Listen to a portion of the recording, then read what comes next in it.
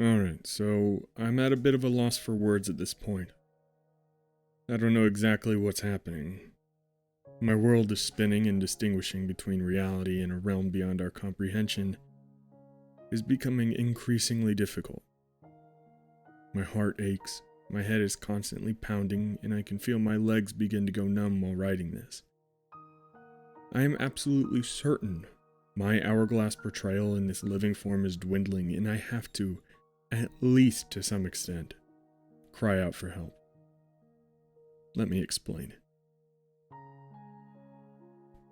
Oh man, what time is it? I heard myself mutter as I looked at the blaring crimson numbers burning into my retinas. I was late. Again. Tumbling out of bed, I threw open my sliding closet door, grabbing the closest to clean articles of clothing I could find. My feet nearly slid out from under me as I simultaneously sprinted down the hall and dragged my pants up my rear end. I was supposed to be meeting Elaine and Marshall at the museum 5 minutes ago. I never really understood our fascination with that place. Looking back, I want to blame anyone who fed me any knowledge about dinosaurs at a young age. I want to blame teachers for generating an incomprehensible love for the fine arts within my mind. Beauty and rarity were my weakness. If I had no way to obtain such an item, I wanted to learn everything about it. Where it came from, what it was, why it even existed. I hauled my butt down the rainy street, and as I turned the corner, I could hear the bus shift into first gear with a harsh grumble. Damn it. No. Too late. I skidded to a stop unintentionally on the drenched pavement and nearly busted my ass on the ground. I let out a sigh of frustration and slight disdain over the city's lack of catering to my each and every need. I just needed something to blame. The day was not going my way. Yay. Walking, I guess. A loud crack of thunder boomed as I trudged in the direction of the increasingly dark thunderclouds. I could feel the tingle of electricity in the air as I sighed quite audibly. This was absolutely not how I wanted to begin my day. Fucking great. Close to a half an hour later, I approached the huge staircase leading to the massive line of glass doors, each splattered with vinyl stickers of today's next big exhibit. I could feel myself scoff a bit as I scoured over the brightly colorized eyesores the museum insisted would be better for business. Hey there, you look a bit sloppy, Kellen. I spun around to see Marshall half laughing, half pitying my sopping appearance. The corners of his eyes wrinkled as his lips curved into a hearty grin.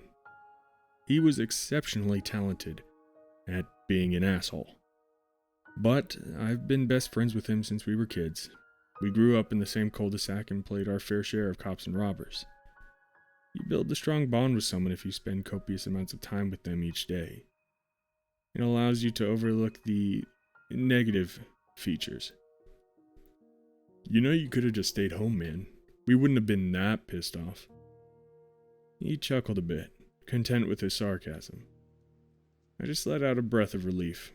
I completely thought I was going to be stuck walking home in the rain yet again. My blonde hair was already turning a mucky light brown color as strands stuck to my face, impeding the vision of my blue eyes. Oh yeah, I'm sure. Thanks for waiting, dude. I missed the bus again. That alarm clock is going to royally screw me over one day, I swear. Hey, no worries, man. You know we wouldn't let you down. You should have just called, though. A smartphone really doesn't increase your IQ, does it, Kellen? He smacked me on the back lightly. The water-soaked shirt gave off an awkward gurgling sound. I could feel the imprint of his hand sting on my cold skin. All right, man. Come around back. Elaine's still helping set up. If we catch up to her, maybe she'll give you a pity peck on the cheek. Or maybe more. His brown eyes sparkled sarcastically as he slammed his right eye shut while he smiled crookedly. He was about my height. Average, I guess. But significantly more bulky. And by bulky, I'm talking about all muscles. He always teased me about Elaine. I met her my freshman year in college. We shared the same history class and were constantly competing for better grades and to play the part of the professor's pet. It wasn't until we were forced to work together on a project that we really truly clicked as best friends. Marshall could see the way I looked at her from day one. My denials were most assuredly not far and few between, but the truth was, Elaine was stunning.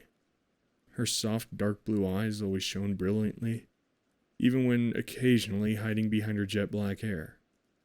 Her slightly upturned nose and small chin created a perfect frame for her soft lips that I would pray every night that one day they may grace mine. I still hope, even though I know the game is already set in stone. The back door to the museum creaked open, and I felt the rush of freezing cold air send me into shock as it caressed my soaking garments. Holy shit. Marshmallow, you got any extra uniforms I could snag? I'm not 2 feet in the door and I'm already about to freeze my nuts off. Oh, is that so? Elaine's voice echoed from behind me, firm yet silky. I felt my face turn beet red as I whipped around. Her light presence provided a fraction of warmth to my otherwise frigid form. Yeah, Okay, so whatever, just leave me alone and hold your judgment to yourself. Yeah, I have cold genitalia. Deal with it. She laughed at that. I was so excited. I marked up a mental tally to the win column for that one. Sometimes, it's the little victories. Kellen, you have such a way with words, a right panty dropper you are. All right, God. Can we just get this shit going, please? I don't want to be here all night. We heard Marshall chime in incredulously. And call me Marshmallow one more time, and I will gladly give that nose of yours a wonderfully crooked shape. I could tell he was half joking and half not. He was definitely the most fun to pick on, tending to be the butt of Elaine and I's jokes. He didn't seem to really mind. Any attention was good attention in his eyes. Marshall walked off to find me extra clothing and left me standing there shivering violently, with Elaine just glaring at her clipboard. What's so interesting on there? She hesitated as she looked up in my direction. Oh, wait, what? Were you talking to me? Is there anyone else in the cave? I swept my arm out dramatically. She punched me right on the shoulder with brute force. I was a little taken aback by this. She was normally very playful, but it wasn't like her to actually be forceful. Oh, shit, I'm sorry, I'm just really stressed out. This order form isn't making much sense. It's for a shipment and all the cargo matches, but I'm still confused. Why? If it's all there, what does it matter? Because it's not what I expected. How the fuck am I supposed to make an entire exhibit out of that? She rifles her thin index finger at the entrance to the doorway. In it sat a few boxes labeled LB-01-2. They were all pretty small, enough that a single person could carry 2 at a time. I'm supposed to somehow fill up an entire wing with this. Please explain to me how I'm going to do that, Kellen. What is it? I asked, completely ignoring her previous statement. To be frank, I wasn't even coherent for those last couple comments. My eyes were simply drawn to the boxes, perplexed to my very soul about what treasures they may contain. Oh my God, just come look. Elaine spoke. She pried the top of the small wooden crate.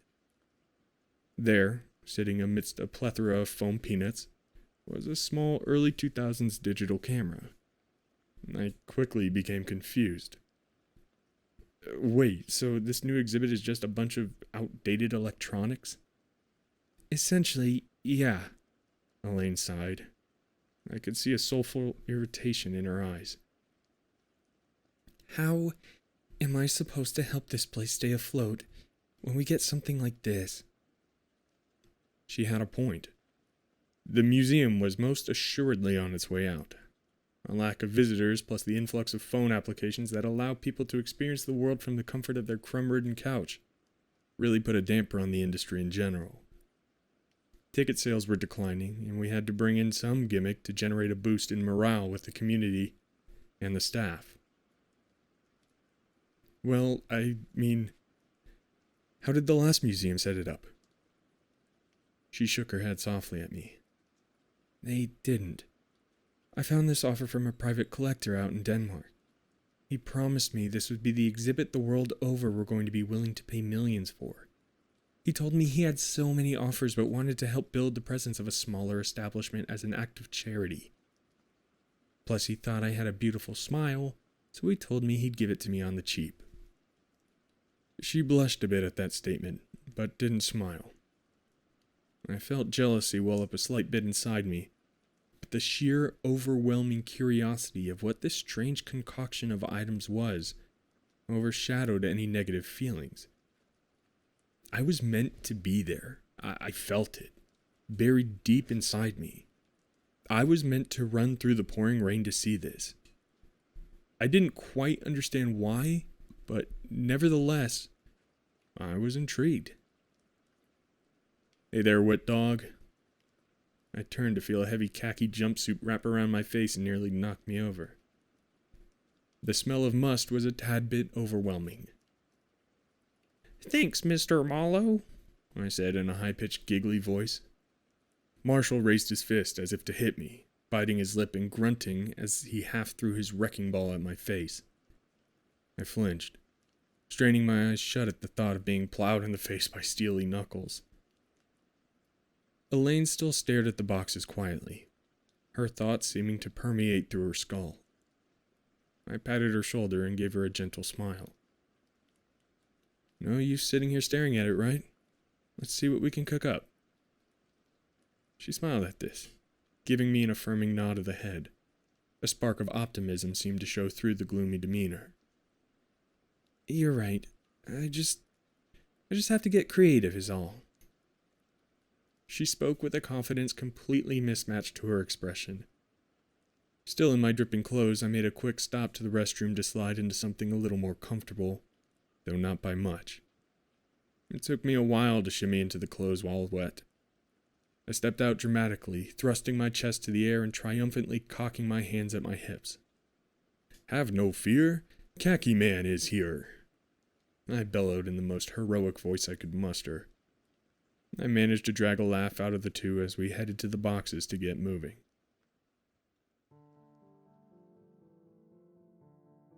I sat up and rubbed my temples, the throbbing, almost ringing pain pressing through my gray matter like a freight train. I gripped the jumpsuit I was still wearing as my eyes adjusted to the light. Or rather, lack thereof. It was pitch black. If you've ever had a chance to take a cave tour, you'll know that moment where the tour guide will have everyone turn off their lights. You're then submerged into what they refer to as absolute darkness. It's fun at first, but about 30 seconds in you begin to tense up, knowing that you have no certainty of what your surroundings are. A feeling of transcendence. Your body becomes merely a figment of your imagination as you fall deeper into the blackness. This is what I was experiencing, until a glimmer of light shot out from the far end of what I assume was still the loading room. I began calling for the other two. Elaine? Nothing. Marshall? Once again, met with nothing but the faint echo off the concrete walls of my own voice. I squinted harshly and began crawling to the box, unable to stand due to the searing pain in my head. Not entirely sure as to why I was doing this, but it just felt natural, like a horse drawn to water or elephants returning to their grave sites. Closer and closer I shuffled, my hands making soft padding noise on the cold floor. I outstretched my arm and grasped at the light. My hands met a pine wood as I hauled myself up to peer into the luminescence. It was the box. The box with the camera from earlier, only the rear of the camera was lit with what seemed to be a picture. I rubbed the gray from my eyes as the throb in my brain softened. I was looking at a picture of dirt, I handled the camera delicately as I lifted it from its container. I followed the photo with my eyes only to realize it was actually a video. The material on the screen seemed to move as my hands did. It rotated and bobbed as if it worked on a gyroscopic system used in conjunction with those 360-degree videos you see plastered all over Facebook. I moved it to the left, so did the frame. I moved it to the right, and again, it followed my action. I was perplexed. How could something this dated have such advanced technology? I pondered. I noticed also that as I moved further and closer to the ground, the video seemed to adjust to the axial movement. I have never seen this before, and I now understood why this would be an exhibit. This was revolutionary. The closest thing to a VR headset you could achieve created back in 2001. And the resolution was pure, crystalline in its detail. I couldn't spot a single pixel on that screen. All of a sudden, my hands vibrated violently, generating a burning sensation. I immediately dropped the camera to the ground in reaction. I clenched my fists close to my stomach and recoiled. The pain subsided almost instantly. I brought my mind back around to the fact that I had just let a $1 million exhibit tumble to the ground. I bolted to the camera and grabbed at it. That's when I felt something strange. 3 of my fingers seemed to fall into the rectangular hole right next to the camera. Only when I looked in that direction, they hadn't dipped next to the camera, but through the display screen. I could feel the dusty dirt as I lifted my fingers to my eyes to examine closer, rubbing the soft, dry clay between my fingertips. What was going on? I sat there jaw agape as I stared at the display screen. In the bottom right-hand corner, the battery icon began to flash, followed by a complete power down. Once again, submerged into darkness. I felt myself begin to fall, but I had no reaction. I was bewildered by what had just taken place.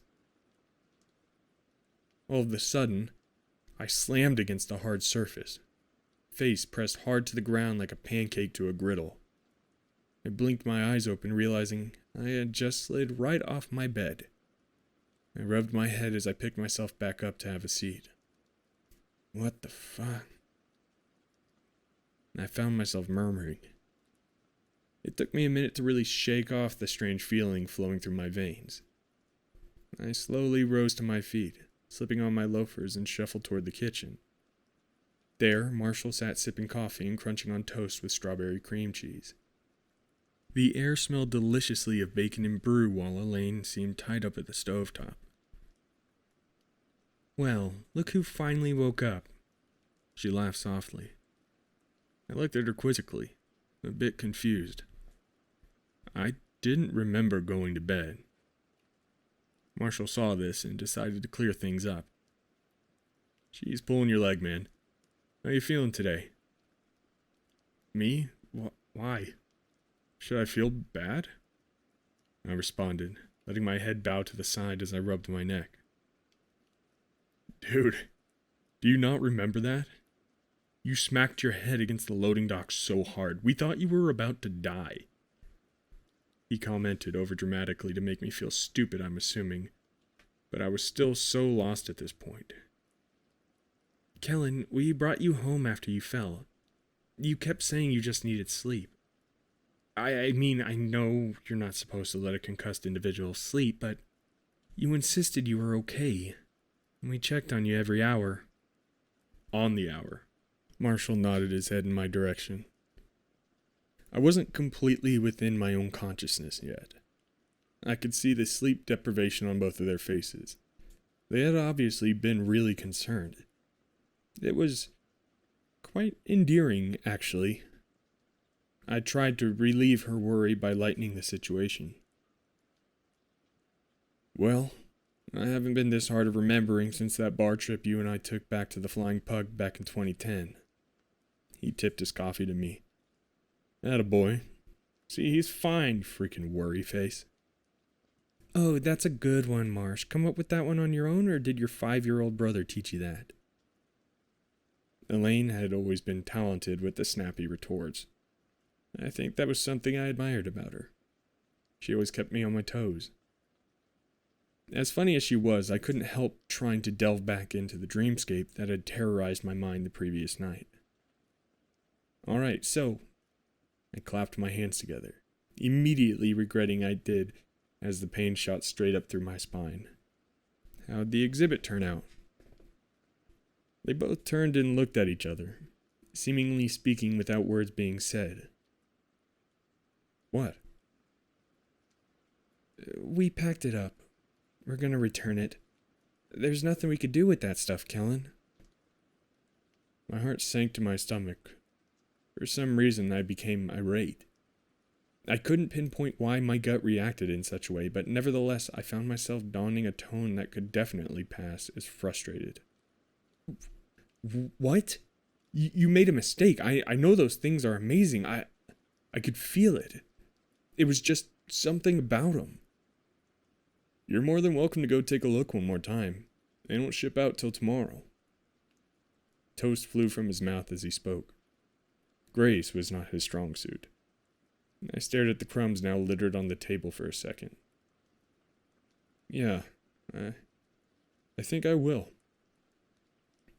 I watched as Elaine grabbed the car key as well as the key card, padlock key, and magnetic stamp on her way towards me. I guess she was making the executive decision at this point. I swear, Kellen, you're the strangest guy I know. I'll go with you, though. You know, for company. She blushed slightly as she spoke these words. I smiled. All right. Give me a second to get dressed. I did my best rush job at sliding into passable clothing to present myself in public. 2 minutes and a cheekful of mouthwash later, I skipped out of the bathroom door. As I walked downstairs, Marshall was still sitting at the table playing on his phone. Make sure to bring condoms just in case so she doesn't have to catch anything from you. I smacked him in the back of the head on my way through the kitchen to the garage. You're a fucker sometimes, dude. Yeah, I know. He laughed as he waved to me on the way out to meet Elaine in the car. The drive to the museum was peaceful. A nice sunny day allowing Elaine and I to talk. I loved watching the shadows of the trees and buildings bounce off her flawless pale skin. This, accompanied with her natural ability of listening, was an ignition source for talking. Through the conversation, my dream eventually slipped out. Wait, so you dreamt that camera was like some virtual reality? Well, more of like an alternate reality, and the camera seemed more like a doorway to that reality. You really must have hit your head hard.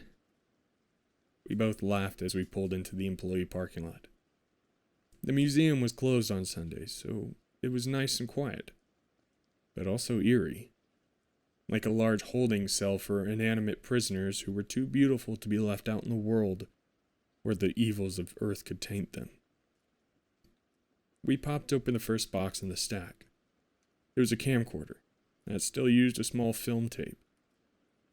The next box was an older flip phone that seemed to have been run through the microwave. But looking at the screen, it was fully intact. The third box we opened was a simple box monitor. One that had never seen a Windows or Mac operating system. It probably collected dust at a library somewhere in a back corner, never feeling the gentle click of its power button. In the fourth box, we found the digital camera. It was 90s silver, and only had a handful of buttons on it. I was mesmerized, and yet not entirely sure why. I just don't understand what this guy was thinking. I'd assume he was scamming us, but he already wired the money for a full refund, before we even sent the boxes back.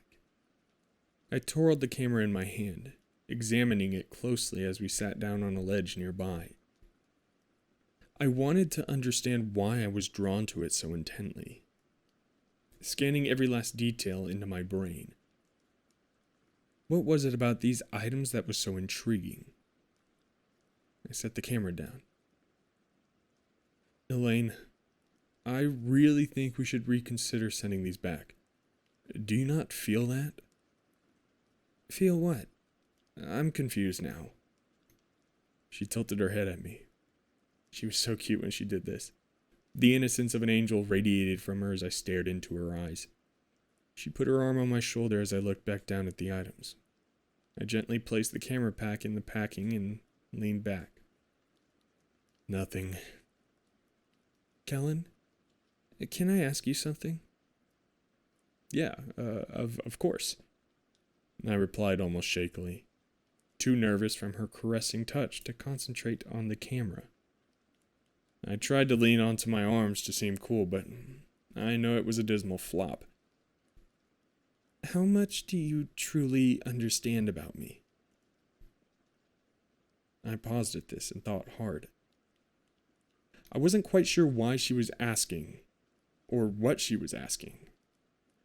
The random question stewed in my head for a moment. The question just came out of nowhere. I turned to look and speak with some bullshit answer when, just like that, she slid closer to me and put another hand on my knee. She smiled intently. I knew exactly what she was doing. I tensed up, almost entirely forgetting what had just happened, too flustered to even speak at this point. If it weren't for my elbows locked into place as support beams for my own head, I would have melted into a puddle then and there. She slowly pursed her lips and kissed me on the cheek. I turned to her. You just... What? She smiled once more as I grabbed either side of her face softly and pressed her lips to mine. Like fireworks streaming into the sky, my sensations took off. My world had finally been complete. I lost all ambition at this point as we continued to stay interlocked for several minutes, before locking the doors and proceeding on to what logically comes next in this course of events. Lying on a stack of cardboard boxes, our clothes thrown over us as a weak imitation of a blanket guarding our naked bodies, I sighed happily. I ran my fingers through her hair as she listened to my heartbeat while resting on my chest. I finally had her. My dream turned reality. I had finally accomplished the task of which I previously thought impossible. As I went to close my eyes, I noticed a slight glowing coming from near the loading dock.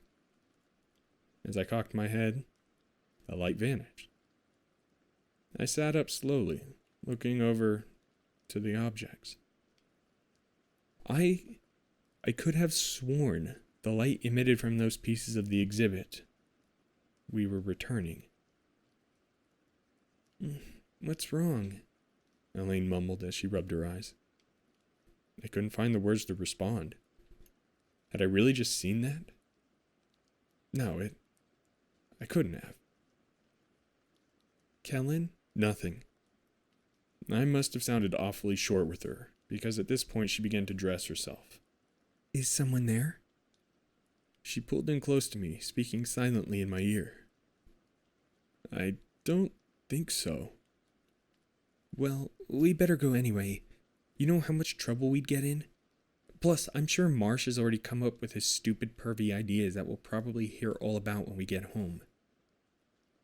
I started dressing myself, but all the while never taking my eyes off the crate. I had a sinking feeling as my head began to pulsate. We should get going. I said this with intent. Not really ready to solve this mystery yet.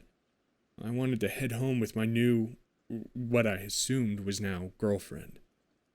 We began walking out the door when I could feel the stinging and burning sensation as my hands began to vibrate heavily. The world began to darken as I no longer had control of my body. I could faintly hear Elaine call my name as I fell, but all I could do was listen and depart into utter blackness once more. Kellen? Kellen, wake up! God damn it, Kellen, no! I felt a hard slap across my face knock me full force back into consciousness. I pushed myself backwards quickly with eyes seemingly popping out of my skull. It all started coming back in little increments.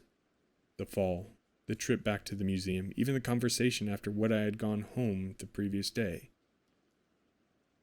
Was I... Oh, fuck. Maybe I should go to the hospital. Just like that, Elaine sat back on her heels and began speaking in a stoic, monotonous voice. "That won't help you, Kellen." She began to grin. A horrifying grin. Her smile widening so intensely the corners of her mouth began to tear up her cheeks slowly towards her ears, her dark blue eyes glossing over completely black. She slowly lurched toward me. I screamed and fumbled through the door. At this point, I took off running. In my panic, I made the mistake of looking back to find nothing. I slowed to a standstill and turned my body to face the direction of my pursuer, or where my pursuer should have been. She was gone. Everything was gone. No boxes where we had lay in each other's arms, no old museum pieces hanging out in the wide open space, not even carpet on the floor. That's when I heard a gurgling behind me. I turned around terrified, but too petrified to move. There on the floor were all 4 pieces of the exhibit. Screens lit to reveal dirt on the ground. The digital camera lay closest to me, and as I backed away, I stumbled and fell to the floor. Around my ankle was Elaine's hand. A pale, ghastly version of it, dragging me into the camera. I kicked and punched and thrashed, all while screaming my lungs out until I could see blood spraying from each yell, vocal cords in my throat tearing. She reached and grabbed my index finger, her vice grip dragging me towards the camera. My struggle was merely met with the sounds of popping tendons as my knuckles dislocated. My finger was a half-inch into the screen as I saw the camera battery light flicker red, finally completely powering down. I screamed in pain. My right index had blood flowing from it, as it had been cleanly severed. My knuckles dangled as I watched all the other screens fall dark, thrusting me into the absolute darkness once again. This time I was screaming and crying out for help until I began to fade. I sprang up in bed, sweating and screaming, tears rolling from my eyes as I curled into a fetal position, shaking violently, my heart pounding. I gripped my chest as Elaine and Marshall burst through my door. Out of my fading vision, I could see all my fingers completely intact. They were frantic, Elaine screaming over the phone to 911 as Marshall gripped me in his arms, wrapping me in a tense protective hug, and calmly but firmly stating that I was having a heart attack. He wasn't wrong. My left arm was completely numb as I felt my head pound and my consciousness slip from my grasp. Was this how I died? From a stupid nightmare? I entered into blackness. I awoke again to the soft, rhythmic beating of a monitor, my vision distorted in a Gaussian blur. I felt my head pulsing as I began to make a soft attempt at sitting upright. "He's up," I heard Elaine squeal from outside the glass door. Accompanied by multiple nurses, she sprang into the room, gently touching my chest and whispering for me to lie back down. I winced and felt my heart jump at the touch of her hands. They were now warm, soft, loving hands. "Oh my God, dude. Oh, you're okay. Thank the fucking Lord you're okay." I watched Marshall's eyes as they followed my own. They were far too waterlogged to be the friend I grew up with. "Going soft on me now?" I managed to mutter in a meek attempt at sarcasm. "Dude, I don't even care. I thought we were gonna lose you. You're my best friend, man." I was extremely touched by this sentiment. It wasn't like Marshall to express his emotions to anyone, let alone a guy friend. Elaine slowly slid him back so she could make her way through. I felt a twinge of trepidation as she approached, which slowly faded the moment her eyes met mine. "You're just a mess." She giggled slightly and wrapped her fingers softly around the palm of my hand. I felt a sharp pain scream through my arm. My teeth clenched as the needles ripped through my veins. I immediately glanced down to reveal a bandage. A tightly woven bandage wrapped around my hand. The area where my index finger would have been was stained a deep maroon. I breathed in heavily. I couldn't tell if I was going crazy or my fucking mind was being tossed between two battling realities bent on breaking my every being. This was not okay. None of this was okay. I looked up at Elaine as my eyes began to fog. She was grinning, not the sweet, sentimental caring which she usually wore so well upon her lips, but a grin of satisfaction. Brilliance beaming from her face like a light shone upon a blackened room. I pulled my hand away quickly as the nurse ushered my friends out. I stared, in utter confusion and awe, straight into Elaine's eyes, which never left mine. I felt my heart rate rising once more as I faded from reality. I sat up in bed, breathing heavily, clutching my chest with my hand. I had no idea what was going on. I kept waking up from an endless cycle of nightmares, and I couldn't fucking take it. My contemplation was at an amplitude so great not even I could fathom my own thoughts. My friends burst into the room at this point, startled and very confused. "Dude, what? What the fuck? Are you okay? You're gonna wake the entire building up." Elaine squeezed past him and sat down next to me. I flinched slightly at this. At the time, I hadn't remembered everything as clearly as I do now, so I was confused at my own trepidation towards my... Wait. What were we? Boyfriend and girlfriend? Friends with benefits? Was this a one-time deal, or was it the beginning of something? I was lost in my own head when I felt her hand on my back. "You all right there, bud?" I just stared at the floor and managed to squeak out a couple words. "Yeah, I'm all right. Just a nightmare." Well, I'm going back to bed, seeing as drama queen over here is straight up screaming in bed for nothing. Dude, next time, give us something to at least get excited about. I heard him grumble as he made his way down the hall. Elaine looked at me now with a soft grin. Her face now the beautifully sympathetic masterpiece once more. My fear melted away slightly at the sight. "Hey, about the other night, at the museum?" She replied with a puzzled look. "I'm not sure. You mean when you showed up soaking wet and late?"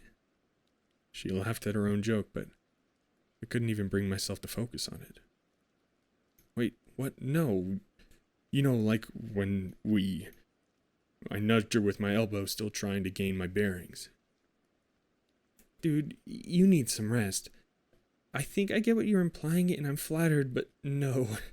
You're so much like a brother. Plus, we live in the same place. It would get real weird, real fast." My heart broke at her words. Every bone and nerve in my body wanted to yell, accuse her of leading me on, shout at her for lying and playing dumb, throwing my brain into a form of denial in which this was all some elaborate, albeit cruel prank, and I was about to see some washed-up celebrity telling me where all the hidden cameras were. No such luck. I made an attempt at speaking. "So it meant nothing to you?" She turned around and sighed, rubbing her forehead between her thumb and index finger. "What meant nothing, Kellen? What could it possibly be?" "The sex." I realized I had proclaimed this far too loud when Marshall's eyeballs peered into the doorway. "All right, finally something worth being awake over." Elaine smacked him hard in the stomach. "Shut up, Marshall." She turned to me, now visibly annoyed. "Look, I don't know what your deal is right now, Kellen, And honestly, I don't really care. I can tell you with absolute positivity, we did not have sex. She stormed out of the room, bumping Marshall's shoulder on the way through. He gave an exaggerated wink with the OK sign after she had disappeared into the hallway. Fuck off, Marsh. I threw myself back down in bed as he crept away to his room. I laid there as an embarrassed, whimpering puppy, too emotionally weak to lift myself up. I was done. I wanted to understand what was going on. Nothing was making sense. When did reality switch up on me? I made the executive decision to let the two fall asleep, and then I would take a walk. A walk all the way down to the museum. I had a feeling, for some reason, if nothing but my own sanity, that this exhibit had something to do with it. I approached the heavy metal door at the loading area of the massive building. The overwhelming size of the wall made me realize just how small I really am. I slid the key silently into the master lock and held the magnetic key to the pad. A very small click, and I frantically pulled the lock from the door and slid the handle sideways. With a heavy thud and creaking hinges, the door opened to a vast chasm of darkness. The echoing of the door gave me a shiver of uncertainty and a worry that surely the night watchman must have heard. He doesn't patrol the storeroom, as the doorway into the main area is sealed with a magnetic key lock and all sorts of other gadgets. But like I said, this museum was on the brink of bankruptcy. And luxuries of having the massive hallway between the building and the loading dock patrolled wasn't on their priority list, apparently. I don't make the decisions. I just work there. My footsteps echoed into the abyss, now seeming much grander than in the light. What the fuck am I doing? I began talking to myself. At least that's what it felt like. I remember not really making a conscious effort, but still the words slipped off my tongue. That's when out of the corner of my eye I catch a glimpse of light. The door finally finishing closing with a quiet click. I was alone. Nothing but myself and this glowing silver light emanating from the side of a wooden crate marked LB-01-2. I fucking knew it. I knew the damn thing had something to do with this. I was livid, but frozen in fear. My deduction immediately filled my heart with dread. My foot smacked into a wooden pallet as I toppled over and smacked my head square onto the cold pavement. Instantly, my ears began to ring as I pulled myself to my knees. I glanced over in the direction of the box. The lid was completely off, and the light blue fiery illumination beckoned me like a mother to child. I felt drawn to the magical beams protruding from the box, a malevolent force willing me forward. My hands and knees shuffled along the floor as I crept ever closer to the light. As I reached the box, I peered into it and reached my hand out to remove the cameras from its packing. As I touched it, my hand began to burn. This shook me back to memory. This is where everything truly came flooding back. This was the very first dream I had of the camera. My first contact with this mystical force. I felt my hand begin to blister, and I wanted to scream in pain, but I couldn't. As much as my mind yelped and attempted to wield control of my body, my now smoldering hands would not release the item. I stared at it, as I felt my cheeks tighten into a grin. I felt a wave of sinister intent wash over me as I brought the camera close to my face to eye the picture. It was an area covered in dirt, although this time something was different. There was something sticking out of the ground. A small worm or bug, perhaps. The intense dread now came sprawling into my soul, as I summoned all of my energy to force my body to move. I managed to pry myself from the grasp of the camera. I shuffled back as fast as I could, screaming in pain with each time my now charred flesh shoved me backward. My hands were melted nearly to the bone. I held them in front of my face, and boiling tears of panic began to roll from my eyes. I stared at them and just started screaming. My hands shaking involuntarily and my head about to burst. I just screamed. What else could I do? I wasn't waking up from this one. Where was the somewhat saving grace of falling to the floor in my own room, from my own comfy bed? Where was Marshall rushing in to make some quick remark? Where was Elaine with her cute smile and gorgeous demeanor to comfort me back to sanity? Would I ever see her again? I should have never thought about that last question. Through my writhing body and welling eyes, I saw her. Or at least, part of her. From the camera screen, I saw a finger pop out. It tilted and twirled as if moving to its own sickening rhythm. What the fuck do you want? I screamed at the dancing finger. Suddenly it stopped. The finger pointed right at me. At this point, I heard the familiar beeping. I caught a glimpse of the red flashing battery sign. Finally, I knew this part. I remembered that this was where I'm shaken back to reality, back from this terrible dream that plagues my existence. This was my saving grace, the moment I prayed for. I shook in anticipation, and then the camera went black. Yet, I did not wake up. I sat there in the darkness for a few seconds, not sure how to approach this situation. My hands smelled of burnt skin, my eyes still tear-soaked, my ears still ringing. But wait, it wasn't my ears. From one of the boxes I heard a cell phone's high-pitched wail. I managed to turn my head back toward the direction of the camera. Every single box was glowing. It created an ambient light that chilled me to the bone. But the most horrifying piece of it all was what was behind the boxes. Hello, Kellen. Elaine stood, or what was supposed to be her doppelganger, behind the boxes, allowing the light to give her an ominous and demonic look. I hope you don't mind the intrusion, she hissed while walking towards me. I started to scream. I'm sorry to do this. Really, I am. I must say you were a fantastic lover.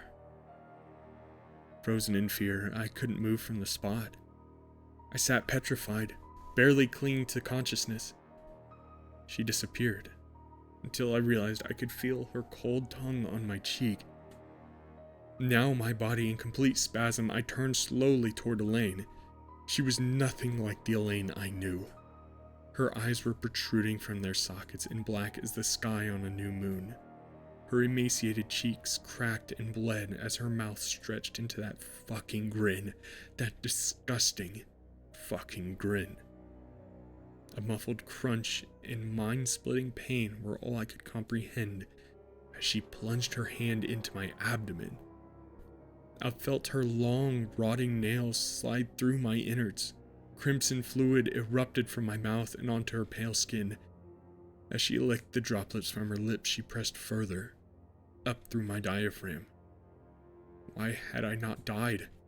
At this point, my adrenaline should not be enough. Until I felt it. My heart stopped. But only after a few seconds of falling into death's wonderful arms did my eyes reopen to a warm liquid dripping onto my face. Elaine sat, crouched above me, holding what I assumed to be my heart. How much do you understand about me? How curiously you looked into my world, made me believe you had at least an inkling of a hypothesis. Do you know that the design of the heart is fascinating? Civilizations truly understood the magic of these organs, unlike your watered-down science book definition. Every true fiber of your emotion is not a concoction of chemicals in your brain, but a pulsating wave sent from your heart to the rest of your body. Your heart is the derivative of your existence. It houses the soul, the spirit, the power that fuels your body to keep conscious. It is the location of true energy that powers the energy of the universe. Like batteries for a camera. I need them to keep alive. Unlike you, though, I have no soul. I'm merely a figment of intangible universe, allowing myself to power my being for eons with simply one energy source. You see, my lovely boy, I need batteries to power my world, lest I lose my chance to wander the realm of your universe. Don't lose your opinion of me just yet, but I am going to offer you a chance of existence. Would you like that? I nodded as vigorously as I could, the pain all-consuming but a lack of passing giving me new hope. Perfect. Have a good night's rest. At this, she leaped and bounded straight into the darkness. I saw the camera light up once more and had a realization of what I must do. I crawled toward it with all my might, my mutilated body sliding across the floor, leaving a trail of sticky matter like a garden slug. I reached for the camera, and instantly, black. I woke up in the morning, as healthy as an ox. I was appalled by the level of surreal lucidity I achieved in that dream. It felt so real, so fucking real. I was just happy it was over. I stood up to go make my presence known in the kitchen. Marshall? Elaine? I called out to my friends but got no response. I shrugged it off and brewed some coffee. After sitting at the kitchen table for a good hour or so dicking around on my phone, I decided to get some fresh air. That nightmare really messed up my psyche, and I needed to at least walk it off a bit. I stepped outside to a funny sound. Actually, more of a lack of sound. It was as if everyone was at a Sunday Mass. Was it Sunday? I couldn't remember. I still have trouble to this day. I stood at the bus stop for 30 minutes waiting for my opportunity to head to the museum and meet up with those two, but nothing showed up. I was becoming unnerved at this point, but tried to chalk it up to what I had just experienced in my slumber. I managed to make it all the way to the museum without seeing a single soul. My footsteps echoed off the walls of the surrounding buildings, utterly vacant. I rounded the corner bakery and looked at the museum. Rather, a lack of the museum. My mouth frozen wide as I stared at a massive patch of dirt. Undeveloped land was all that sat in place where so many memories had been created. I touched my face and began uncontrollably sobbing. I sprinted home, banging on as many doors as I could. Every time my fist met cold metal, hardwood, or smooth glass, it fell to dust, a pile of dirt that would crumble over my shoes. Luckily enough, my building did not falter as I burst through the door. In an absolute panic, I slammed into Elaine's door, but it too fell to dust, and I staggered into the room. There she was, as sweet as could be, sleeping peacefully on her bed. I screamed and yelled but couldn't wake her. I tried to touch her, but as I did, my hands burned and an ear-splitting ring rushed my eardrums. I had the same such luck with Marshall. My heart was racing and my adrenaline was pumping until I realized something. I don't think my heart was pumping. I heard no pounding in my ears, I felt no thumping in my chest, and I knew what had happened, but I did not want to admit it. I knew the horrifying fucking truth, and I could not handle this. I stumbled through the door to my bathroom and looked in the mirror to try to gain some composure. Unfortunately, it only fueled my insanity. My skin was pale, impossibly white. My eyes stuck from my sockets black as midnight. My rotten, charred hands now visible to my eyes. I fell to the ground and cried. I cried and thrashed and vomited until I had nothing left. It took me a good several hours to calm down enough to the point where I could begin trying to see what I could do. Lo and behold, I can use electronics. I can feel my body rotting, my limbs falling numb. I think I'm in a reality, but Every word I type leaves me weaker. I'm not sure if my fate is sealed, but I pray to anyone who will listen. I pray for salvation. Pray for death. This is my last wish from those of you out there reading this. If you even can. Tell Elaine that I love her. Marshall, where do you think he went? I'm not sure, but he left his camera lying on the floor. It's a bit outdated, right? I'd say so. Come on, let's go see if he's at the museum. The new exhibit comes in today. Why don't you and I go get a coffee real quick, though? Just the two of us. Yeah, I'd like that.